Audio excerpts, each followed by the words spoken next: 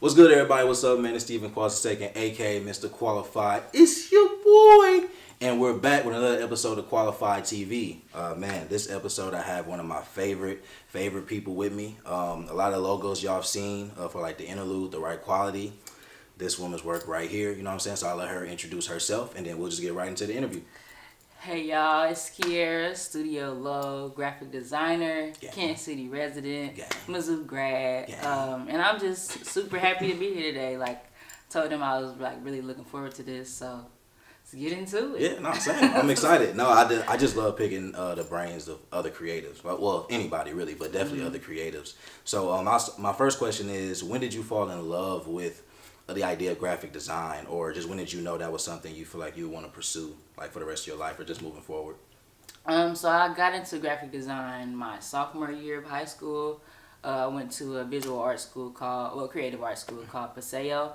And visual art and graphic design was my major. I really just fell in love with it because technology has always been a big thing for me growing up.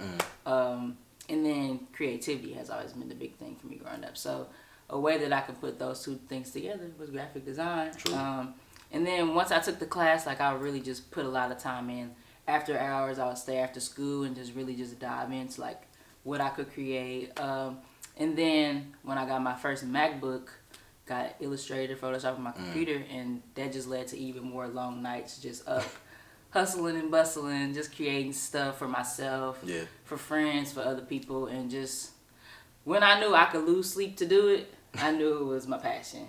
That's and real. I was making money too, so like best of both worlds. It was a no-brainer. So Nah, for sure. I think that's, especially when you look at some creative, I think that's the hardest part, because a lot of things that are creative, they don't instantly or immediately necessarily provide income. And so it's always difficult, because it's kind of like, are you willing to go through that time of, perfecting it and honing it before that part may come? 'Cause I feel like sometimes people look at it like, oh, I want to have that skill specifically to, make money or get some type of income, and it doesn't work that way with creative stuff. You gotta really. be humble. Like, yeah, you gotta know when you're at a point where you shouldn't charge, and then and then once you get to the point where you're like, oh, I need to charge more. Yeah. Because when I first started, like my friends would be like, oh, can you make me one? And like, how much you gonna charge?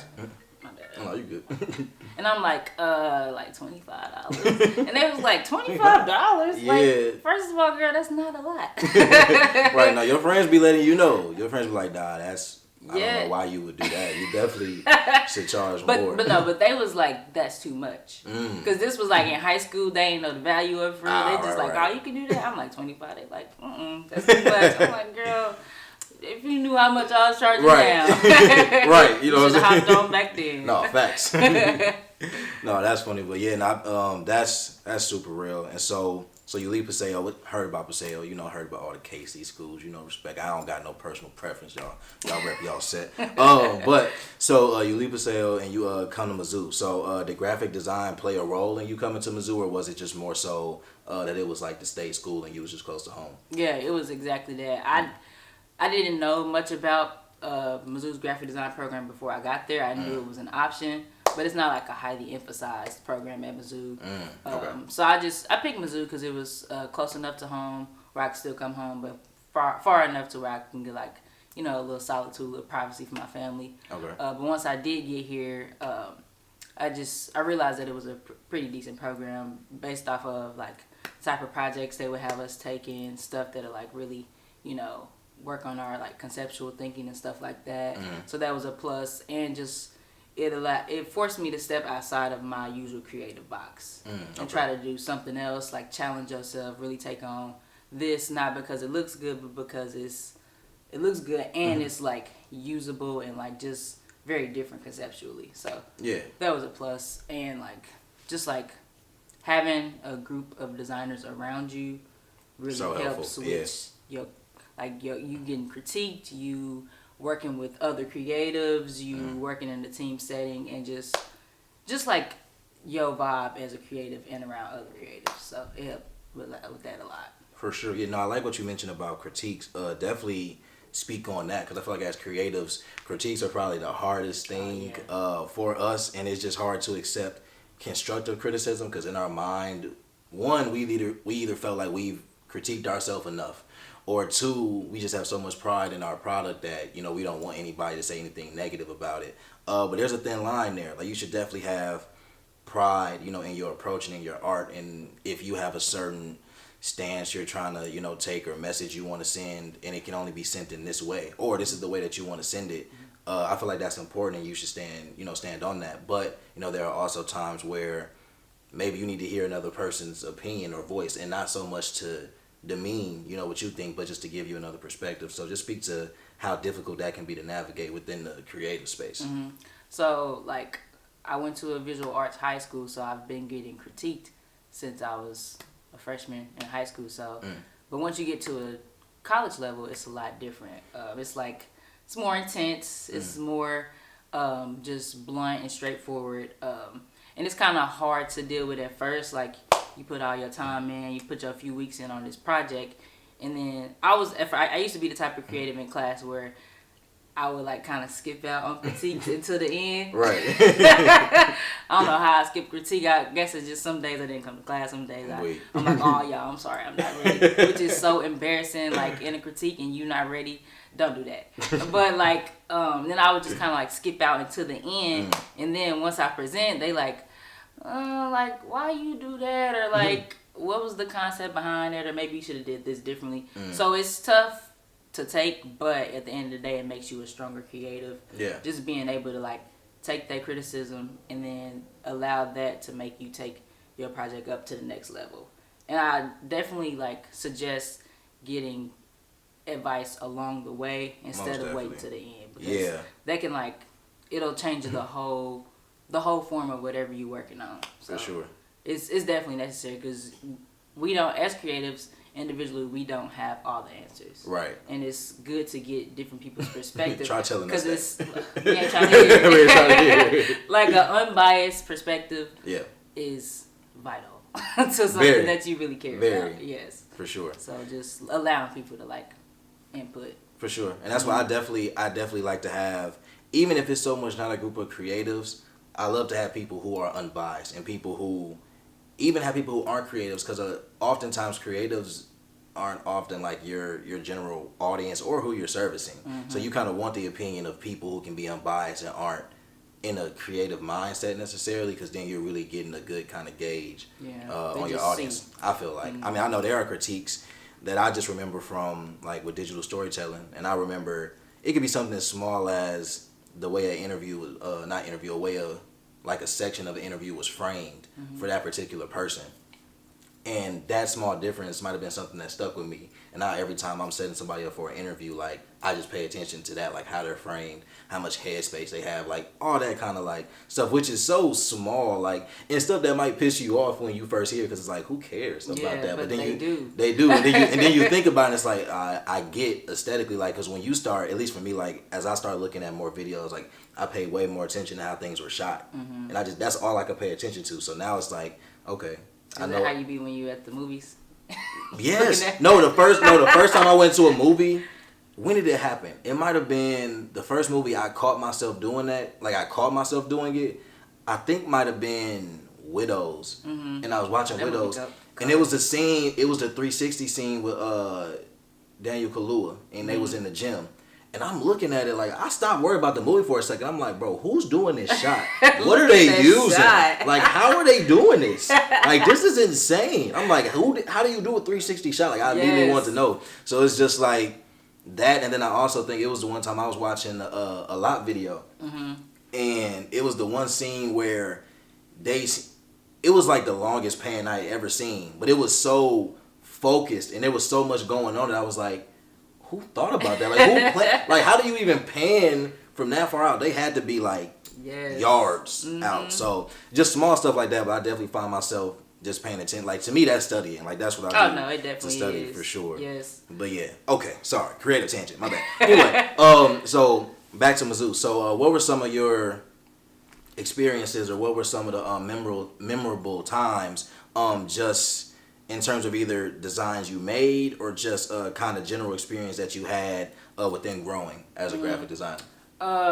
So aside from design and just with creativity in general, one of the first like milestones at Mizzou for me was one, posting my art and getting to do an art show. Why am I blanking on the name right now?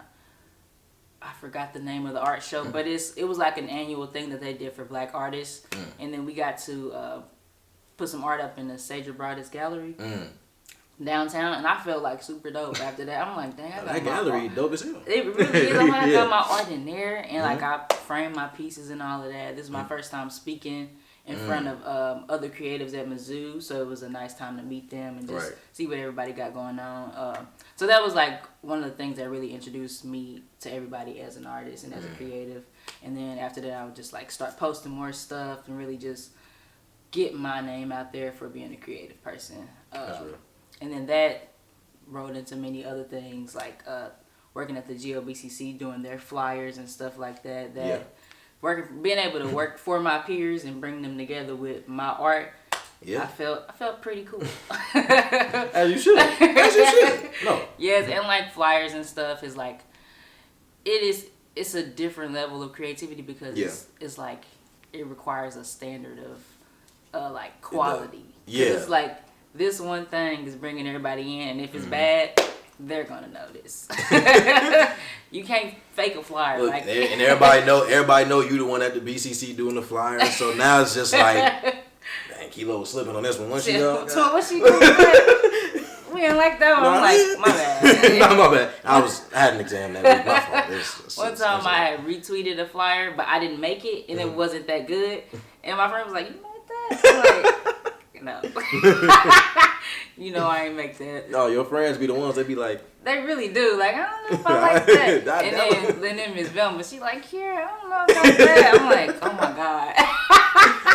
Oh, I love Miss V. Nah, that really like helped mold me as a creative though. So I appreciate dope. that, Yeah, and I think Mizzou is, and granted I ain't been to another school, so I don't know what that community is like, but what I can speak to is Mizzou has just had, not only do they have a lot of amazing people graduate in general, but in terms of the creatives that come, where do you think of people that became DJs there, people that, became, you have fashion designers, you have people going to do amazing things, in the creative field. So I think it's just an amazing, it's an amazing community there of creatives, and something that you spoke to before off camera was just like hustling and just knowing how, like, amidst that community and also just balancing like college and everything, that hustling was something that you learned as a creative, and I could definitely agree. But speak more to that, like, what exactly does that hustle feel like? Because I feel like it looks and feels a little bit different for everybody, but I think we can all agree that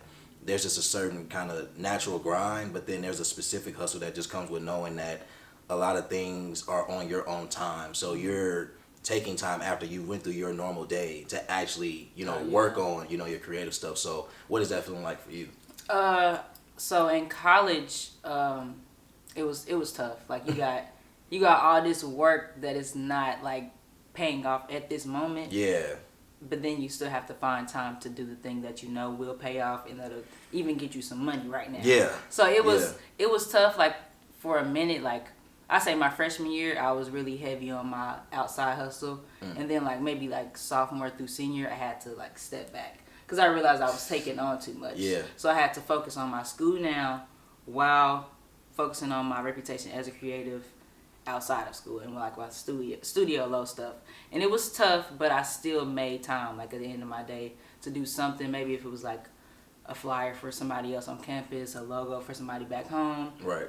Throughout my college experience, I've always had my hustle, and I've always gave it even like a little bit of time. For sure. And I think that was valuable for me now, because once I did graduate, I already had a reputation for what I do. I already had like a solid foundation for creativity, and I knew what I wanted to do, and I knew that if I wasn't in college, I would still be good because I had my own hustle. Right. But then once I did graduate, couldn't find a job because COVID.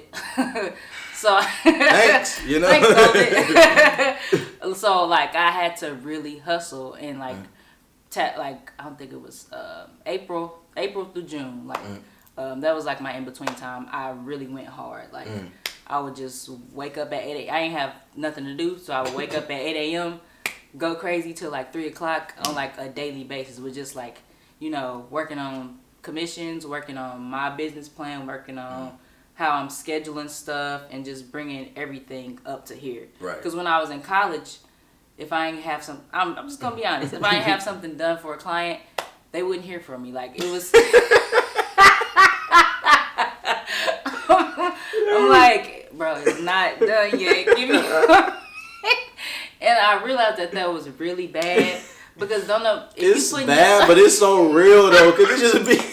I'm like, girl, give me a sec. So I had to really stop that. I had to realize that is not how a business will behave. Like, right. People putting their money into you, and they trust because they like your work. Yeah. They want you to show that you care as well. Yeah. So I really had to like work on my customer service skills and everything these past few months.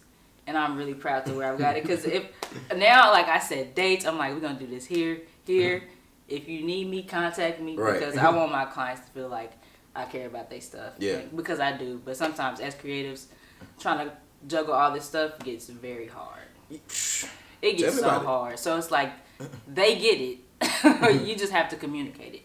And communication is like something that I'm really big on with my personal business now. Because they don't want you to just go ghost with their stuff. So no, the mind of a creator or creative rather is it works differently. Like I think, like depending on what your field is, your mind just operates on a different level. And for creatives, I feel like it might not be so much that your mind moves fast. It's just that there's so much cycling through that it's. I know for me, it's always like sometimes like I just have to stop. Like, I have to tell myself like, yo, like you are. There's no way you can do all these things right now, and I just need you to realize that first and foremost. Like, gotta give yourself some grace, and you really have to learn how you operate best. So, do you break things down where you have a day where you just kind of go through everything, and then you have a day where you don't touch anything at all? Do you set specific hours within a day to focus on A, B, and C? Like. Do you have a difference in terms of how much something may take versus something else? Like, and only you know how you operate. Yeah. So that all goes into your customer service and speaking with your clients and understand, okay, this is what I have on my plate. This is what my turnaround time is. You see that a lot with photographers and stuff. But and I think the biggest thing is like you, as much as you're doing things for your client, like you are also like the service, and they still are operating around you. So like if your turnaround time for pictures, a design, whatever, is 3 weeks, unless you got questions about where this design is going, and we having a back and forth about something I've shown you, don't contact me until this 3 weeks is up. Yeah, and don't bug, like, because that doesn't make us as creatives inspired to like, not at all. Because I don't like to be told what to do.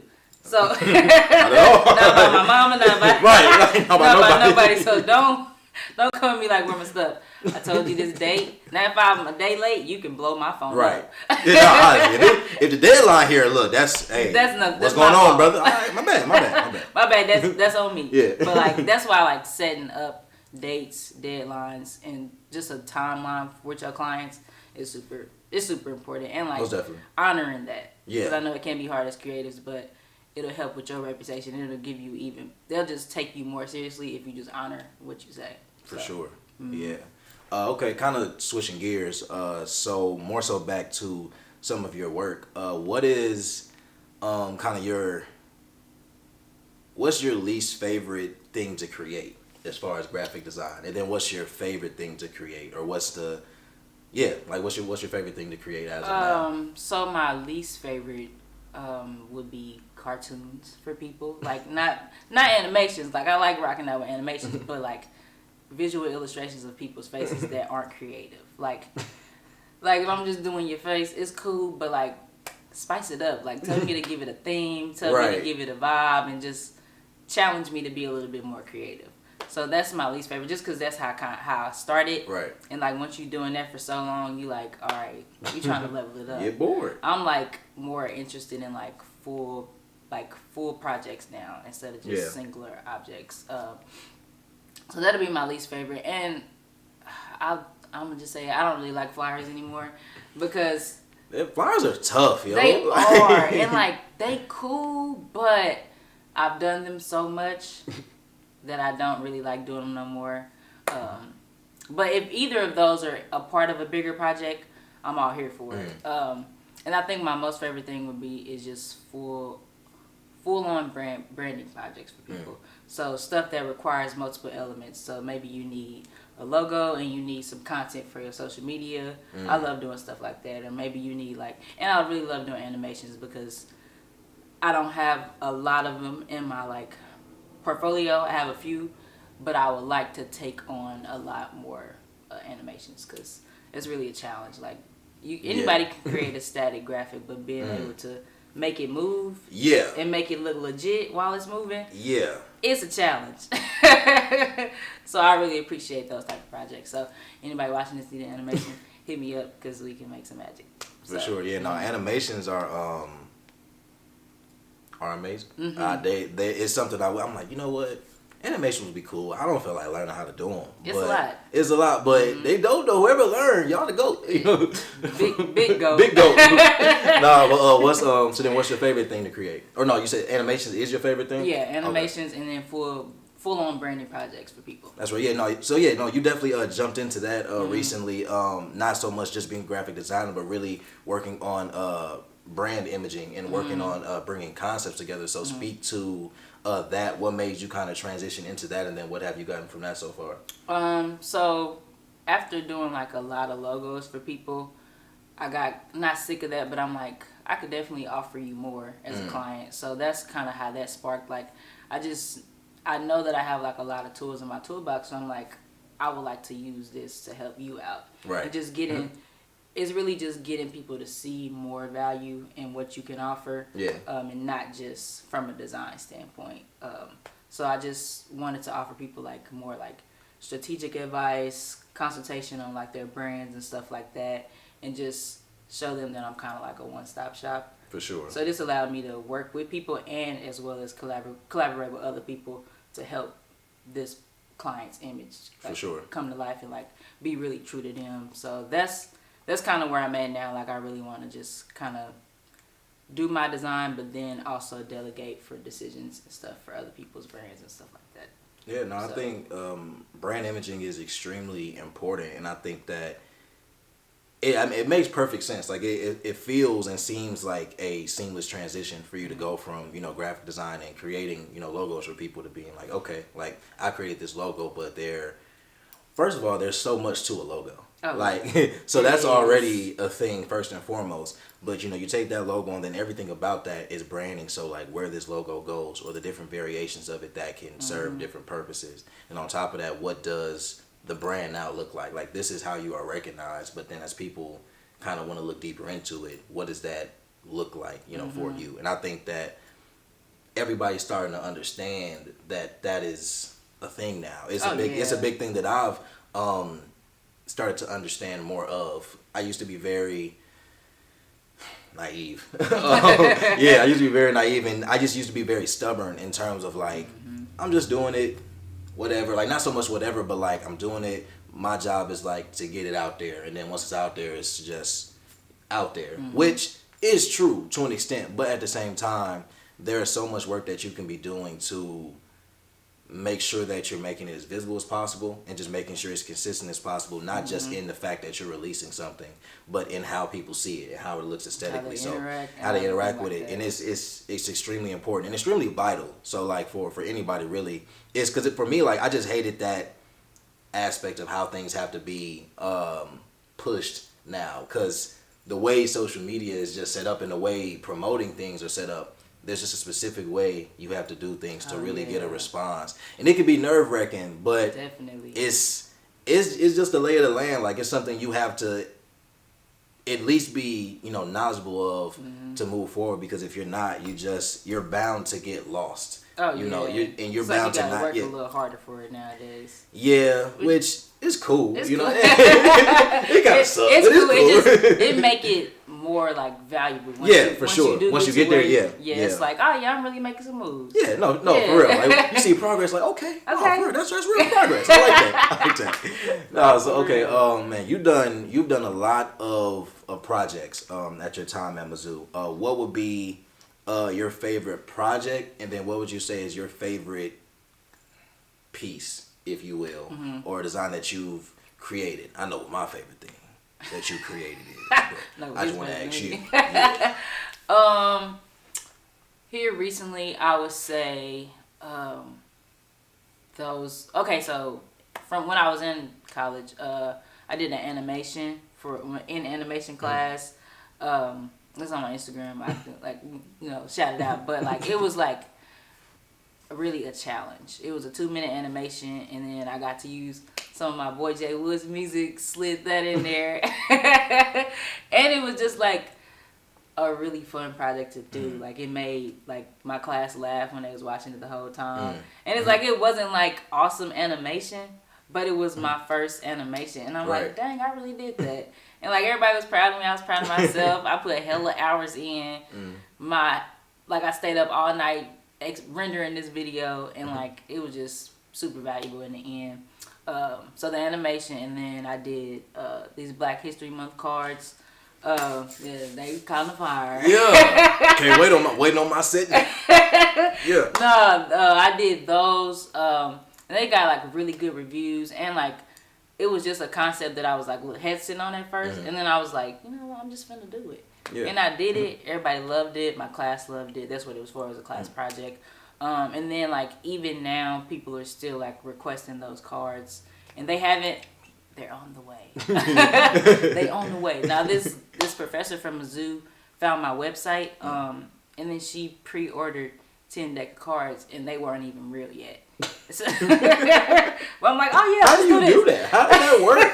Like she emailed me, like it wasn't even a link to buy or nothing. It was just on my portfolio, and she was like, oh, I would love to give these to my graduate students. I'm like, girl, yeah, let's do it. So it like got the ball rolling for me, and I didn't even like have to promote them anymore. So that was really dope. And now they're finna be physical cards. So and these spades players out there, look, coming soon. This finna level your spades game up. That's a different type of shit talking. When you throw the MLK down like pop. It's like spades game's about to get way better. I can't wait. Me personally. Hey, they on the way, man. A couple months. Look out for the link. No, for sure. I feel a way about those cards. I felt the way when I first saw them. I knew I wanted them immediately. But I think for me it was just like that's just so creative to think about. Those be the best ideas. Like I have a deck of Martin themed cards, which I love personally. But like just it's small stuff like that. Like somebody that loves playing spades or cards game. There are so many different things you could put on cards that just make it more fun. Like you're still playing the same game, but it's also just dope that somebody has that idea, and dope that somebody has the talent to actually create it and make it happen. But I will let y'all know. Y'all will see on my page when I have the cards. Y'all will see. He finna be the first to order. Look, I kid you not. Pre-order link. She should have made a Black Friday deal. Honestly, look, she should have did. Production, take a minute, but no, they on the way. February. Look out for February, Black History Month. That actually makes. That was my plan. No, that's real. No, I remember. Because that's when you first dropped the design to show people. Yep. Yeah. So. Would that be, if you were able to do it? Would that be 2 years since the creation of it, or a year? A year. A year. Yeah. Wow. So. Yeah. Yeah. Look out. I'm still in awe. That's crazy. So yeah, no, that she has a lot of dope stuff. I mean, I never forget when she did the most recent the Right Quality logo. I remember she sent it to me. I forgot who's the name. What's the name of the person? Cause you asked me. You was like, do you want me to do it in the theme of whoever this person was? But you said I think they did cartoons. Oh yeah. I don't remember the name. McFly. No, not McFly. It's an older person. I forget whatever the theme or the style was of the logo. It was based off of his work. I can't think of his name though. Roy Lichtenstein. Lichtenstein. Yeah. Fire pop art. Yeah, pop art. No, but I remember because you did, and I was like, who would have thought? Like, but it's so dope in it. And I looked at his work. I'm like, yo, it looks exactly like that. But pop art, like that's actually like a really interesting and very, very creative style of like cartooning. Because like you said, like it's not like you just literally trace somebody. It's different type of effects and Yeah, shadowing. it just take it to a whole nother Yeah, level, no, like, it does, and it was. That's like The logo fire. That's my like one of my favorite like types of art, pop art, because it's like it's so simple, but it pops. I don't want it pops. Like it just like it's strong visual elements, simple strong visual elements like outlining, shadows, patterns, and just coming together to just really make something dope. And that's inspires a lot of my work. That's real. Honestly, so that's real. So is he for like undoubtedly is he undoubtedly your favorite artist or graphic designer, or do you have one? Or? He is one of my favorite like older artists. Somebody a little bit more like modern and today that I look up to. His artist McFly. He is an illustrator and he's based in California. He did some stuff for Meg. I first found him when he did some stuff for Chris Brown. Crazy. That's my bro. He did stuff for Jeremiah, Ty Dolla $ign, literally everybody. Like he does stuff for.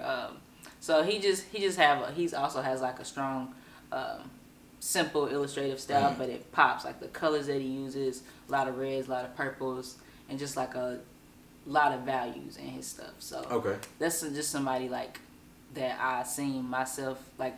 I seen my type of art being closely related to his, so it really drew me in and just helped me with inspiration while I was creating like cartoons for everybody. I would look at his stuff like, oh, maybe if I did something a little bit like that, and it like inspired like how I do my work. So, but other than that, I really don't have a favorite artist. Like I take in a little bit of everything because I have to do a little bit of everything. Yeah. So just learning a whole bunch of different styles, you know, you can like put a little bit of this and this, sprinkle a little of that in there, and then just it makes you a very more wide range artist. Which is why people come to me for a lot of different things, because I allow myself to do so many things. So that's right. I think I've definitely seen your versatility grow, and that's been amazing to watch. I mean, that's something I try to do also. Like I don't have a favorite podcast per se, but like I watch so many just to get a feel for what's different ways you can ask questions, what's different ways you can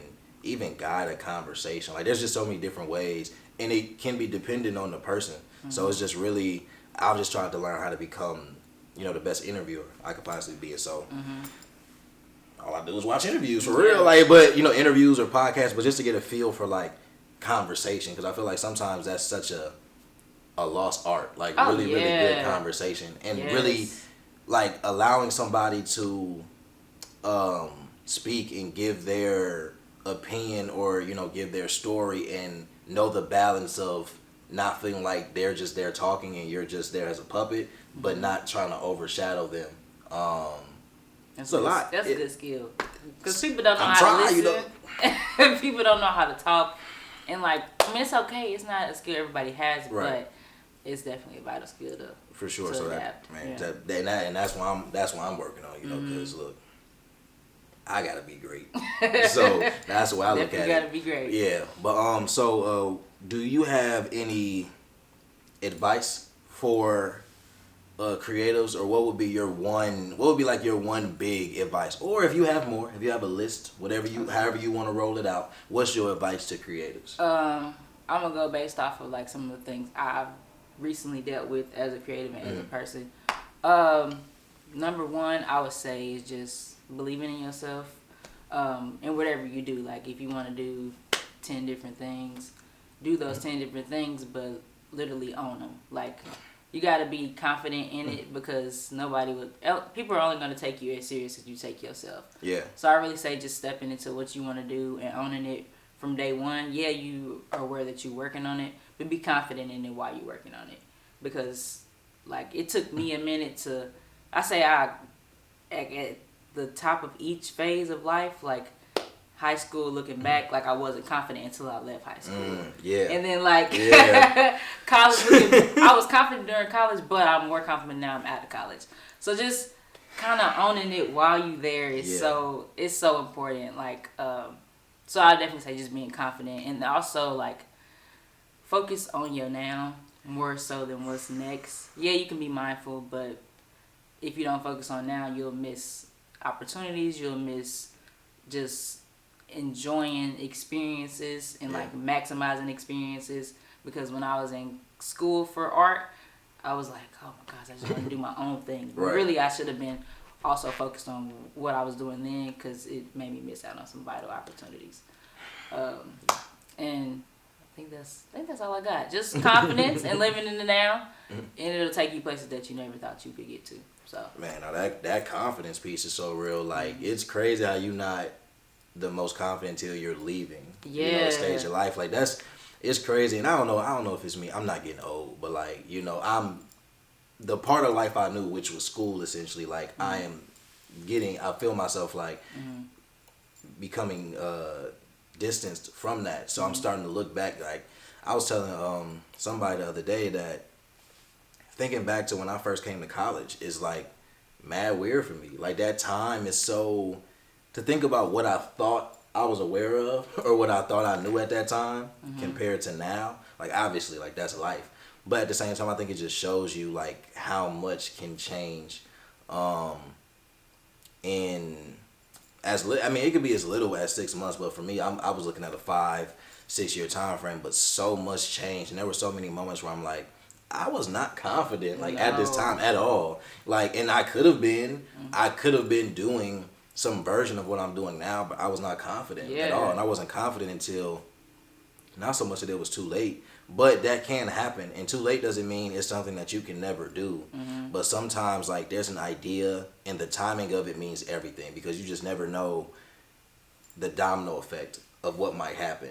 And sometimes it's all about when it happens. And if you don't like you said, so if you don't take advantage of it, it can still be great. It can still be something you do, but the domino effect that was meant to happen, you know, for you with that may not happen because you missed your beat, because you weren't confident. So you can do whatever you want to do if you think you can do it. Basically, you are your mind. And it sounds so simple, but like it's very hard for people to really embrace that mindset. And I don't really know what it is. I don't know what the science behind that is or how that works. But like it's tough for a lot of people to actually embrace like, if I want to do this, I can do this. Because they have so many fears. Aside with that, it's like you stopped yourself because you were scared of failing, and you were scared of people not accepting it as much as you want them to. And really, I feel like the way through that is to just do it. It's definitely easier said than done, but I don't know. You, at the end of the day, will be the only one holding yourself back if you let fear stop you from tackling what you want to do. And the thing that you want to do might be the thing that changes your life. Most definitely. That's the biggest thing. Honestly. And you are usually pretty much the only one in your way. You're pretty much the only one that can stop yourself, in all honesty. Literally. Very hard concept to like really, really understand, but at the end of the day, like, you are the only one that can truly stop you from doing anything virtually. But yeah. Okay. One more advice. No, go ahead. No, definitely. Work-life balance. You feel me? I know we all like hustlers. Right. You know, but hustling gotta have a balance. Hustling gotta have, like, I used to be the type where I'm like, oh, I'm gonna stay up all night. Don't know why I thought. No, like my brain does not function at 2 a.m. anymore. And I don't know what it is. Getting older, I'm not that old, but like, it's just not. I just don't function like that anymore, and I like to enjoy the fruits of my labor now. Yeah. And like I don't hustle to hustle 24/7. I hustle to enjoy my life and have a good time. So, I guess that you have to be at a certain level in your like your personal business or whatever to feel comfortable with relaxing. Yeah. Personally, I'm at a level where I won't work myself to death anymore. I take a break, I enjoy life, and then I get right back to it on Monday or Sunday night, whatever. But just learning how to like really like enjoy what you've worked hard for, and like taking some time for like self-help, mental health. Yeah. Cause you gotta be right mentally to pour yourself into these creative things that we put ourselves into. Yeah, no, these creative projects can take so much life out of you, and not in a negative sense, but when you're putting your mental energy, your creative energy into something, like it's very easy to flame out. And and flaming out is not a bad thing. Like, it happens to anybody. But I think for whatever odd reason, this thing with flaming out is that, like, flaming out is seen as weakness. And it's not. It's not. Like, flaming out is natural. Like, nobody can run on that low of energy after however many hours or however much time of doing something or working on something. So it's very valid. But to avoid that, because everybody's ran into it, but to avoid it, it's just about learning, like you said, like how do you operate, like that, learning that, and then also figuring out what that balance looks like. Like, you definitely want to enjoy it. Like, if you just go grind and hustle, that kind of defeats the purpose. It really does. It defeats the purpose completely. But we get it, we understand. But take care of yourself. That's the most important thing. Self-care, man, is necessary. Very necessary. If you want to go as far as you see yourself going, you gotta take a step back. So, dream project for you. Dream project. I really want to do. This goes back a little bit to, like, the full-fledged branding things. I really want to do something where, like, it includes a photo shoot for someone and then a video for someone. So just like a really full-on professional branding project that has all the elements. Right. And a lot is for a bigger client. I don't really have a dream client yet. Got you.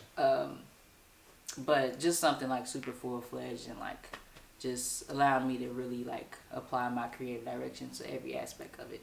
Okay. So, I see it. Some dope. I see it. It's gonna be a big client too. Oh yeah, one day. Probably in LA. Yeah, I love LA. I know. No, I had to say, like, was that your first time in LA? No, that's my third time in LA, but that was my first time as somebody that was over 21. Ah, okay. Yeah. No, the first time I went to LA, I turned 18 in LA, so, like, it was cool. So, like, I turned 18 in LA, and then I went and I turned 21 in LA. But both times, like, I got to get out there at some point. Oh yeah, like it just shows you a new horizon of possibilities. Like, whatever hometown y'all from, like, you might think that's it, but it's not. Like, and then maybe you think your college town is it, but it's not. Like, there's so much more out here, and I just don't bash your hometown, but be aware that there's much more opportunities and, like, much further things to reach for than what you already know. Because every time I go to LA, I'm like, oh no, I need to move out here. Man, and I see the rent prices, and I'll be like, oh no, I'm gonna stay where I'm at. LA. But it's all possible though. It's definitely possible. Yeah. If anything, I know for me personally, I want to be out that way. Like, even if I'm not in LA, even if I'm not in California, like, I want to be out that way. I just want to have access to it, like, to visit quickly, whatever the case may be. That's definitely the plan. But yeah, so creative, one of the dopest that I know personally. You've kind of reinvented yourself, as a creative, as a designer, and you've shown your versatility and what you're willing to learn to do. So with all those things considered, what would you say in your mind makes you qualified? That adaptability, man. Just like learning how to adapt to every aspect of life, whether it's creativity, personal life, personal growth. Just learning how to navigate those changes and take them and make me a better person overall. Because life be hidden, and I really have to focus on adapting to every single aspect and bringing my best self to that, and, like, reaching my standard in everything that I do. So I think that's what makes me qualified. For sure. I would most definitely agree. Check me out. Instagram. Got a new site on the way, so we just building that up. And really just trying to form the message, form the mission, and just help people out as much as I can with my creative abilities. And hit me up. For sure. Love and light. Love and light. Until next time. Yeah. Peace.